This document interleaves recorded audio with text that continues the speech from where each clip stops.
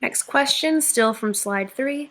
What is the benefit of having a few broad, purposeful questions on hand before you enter a conversation?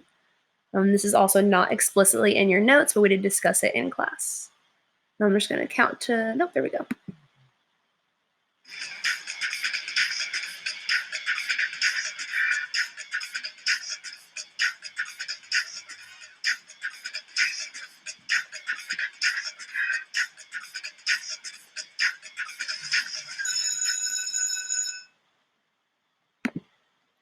All right, so we did this exercise in class. We try to think of some broad questions that would be purposeful that you could have with just about anybody. And the reason these would be helpful is because you want to be prepared to have a conversation with just about anybody, no matter how much or how little you know about each other.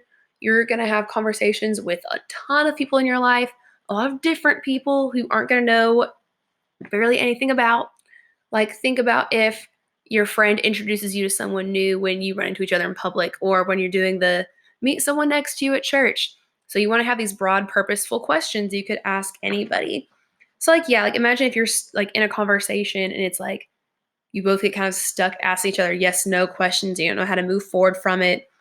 Like, even if you ask, like, okay, I know they play basketball, so I can ask, do you like basketball?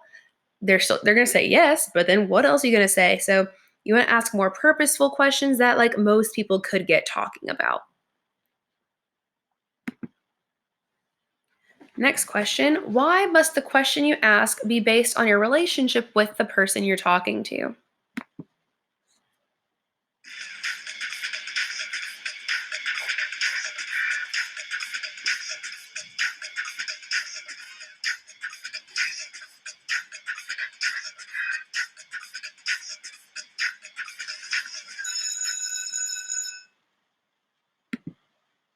So asking a question that's too deep or too personal can be offensive or make someone feel uncomfortable.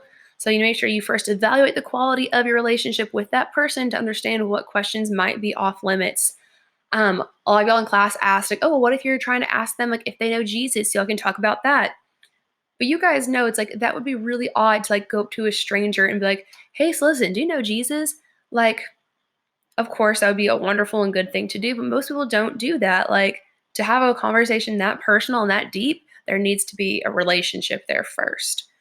So make sure before you ask just any old question, you evaluate, okay, do I know this person that way? Would they be okay if I asked them this? And then you can decide if you want to ask the question or not. What is active listening? Oh, actually, this is from slide 4, so I'll go ahead and cut the video here. Goodbye.